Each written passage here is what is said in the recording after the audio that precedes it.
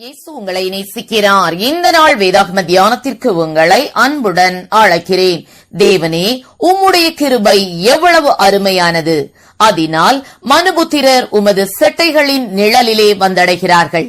36ஆம் சங்கீதம் 7ஆம் வசனம். 2012ஆம் ஆண்டு அமெரிக்காவில் சுழல் சூறாவளி காற்று தாக்க ஆரம்பித்தது. சுமார் 270 கிலோமீட்டர் வேகத்தில் சுழன்று சுழன்று வீசிக்கொண்டே நகர்ந்து வந்ததால் அதன் வழியில் இருந்த வீடுகள், கடைகள் யாவற்றையும் தரைமட்டமாக்கிக் கொண்டே வந்தது. தெருக்களில் நிறுத்தி வைக்கப்பட்டிருந்த வாகனங்கள் காற்றின் வேகத்தில் தூக்கி வீசப்பட்டன. நூற்றுக்கணக்கான மரங்கள் வேரோடு சரிந்து கிடந்தன. இது நடந்து கொண்டிருக்கும் போது ஆபத்தை உணர்ந்த ஸ்டெஃபானி டெக்கர் என்ற தாயார், இப்படியே உட்கார்ந்து கொண்டிருந்தால் அனைவரும் மறிக்க வேண்டியதுதான் என்று உடனடியாக செயலில் இறங்கினாள். அதற்குள் மோதி வெடித்தது போல சத்தம் கேட்டது. வீடு உடைந்து விழ ஆரம்பித்தது. டொமினிக் என்ற 8 வயது மகனையும் ரீஸ் என்னும் 5 வயது மகளையும் கூட்டிக் கொண்டு வீட்டின் கீழ்த்தளத்திற்கு விரைந்தாள். அவர்களை கம்பளி போர்வையால் மூடி அவர்கள் மீது படுத்துக் கொண்டாள். தட்டுமுட்டு சாமான்கள் அவள் மீது விழ ஆரம்பித்தது.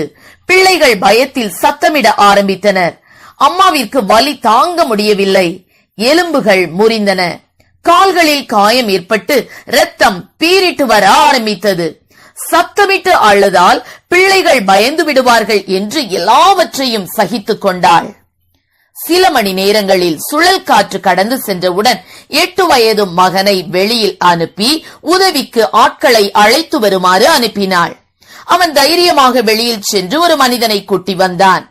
அவசர ஊர்தி கிடைக்காததால் அவரது காரில் பலத்த அடிபட்டு கிடந்த ஸ்டெஃபானியை எடுத்துச் சென்றனர். மருத்துவமனையில் சேர்க்கப்பட்டு நீண்ட நாள் சிகிச்சைக்கு பின் குணமானார் அந்த தாய். ஆனால் பிள்ளைகள் தாயின் அரவணைப்பில் இருந்ததால் எந்த காயமும் இன்றி தப்பித்துக் கொண்டனர்.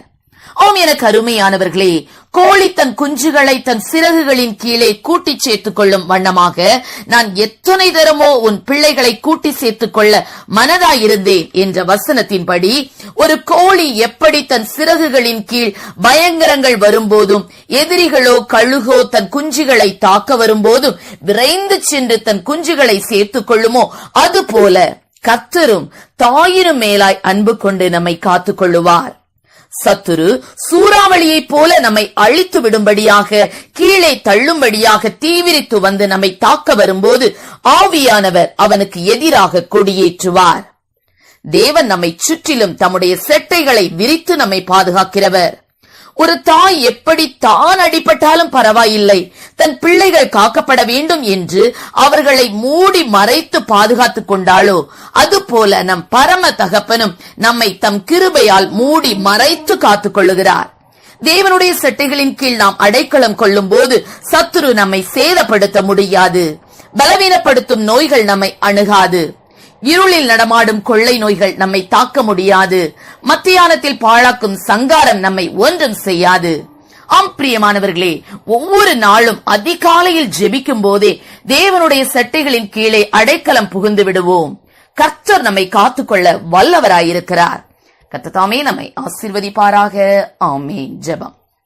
எங்களை அதிகமாய் நேசித்து வழி நடத்துகிற எங்கள் அன்பின் பரலோக பிதாவே, இந்த நாட்களிலும் கூட அப்பா எங்களுடைய விசுவாச பிள்ளைகளை ஆண்டவரே, நீர் ஒவ்வொரு நாளும் கர்த்தாவே உம்முடைய சட்டைகளின் மறைவிலே வைத்து என் தேவன் நீர் பாதுகாப்பீராக. ராஜா, பிள்ளைகளுடைய சட்டைகளின் அடைக்கலத்தில் வந்து கர்த்தாவே தங்களை காத்துக் கொள்ளக்கூடிய கிருபைகளை கொடுப்பீராக. தகப்பனே அப்பா, எத்தனையோ வியாதிகள், பயங்கரங்கள், துன்பங்கள், கஷ்டங்கள், போராட்டங்கள் வந்தாலும் அவற்றின் மத்தியிலும் என் தேவன் அப்பா இத்தகைய சூறாவளிகள் மத்தியிலே என் தேவன் பிள்ளைகளுக்கு நீர் அடைக்கலமாய் இருப்பீராக. ஆசீர்வதியும். இயேசுவின் நாமத்திலே ஜெபிக்கிறோம் நல்ல பிதா. ஆமென்.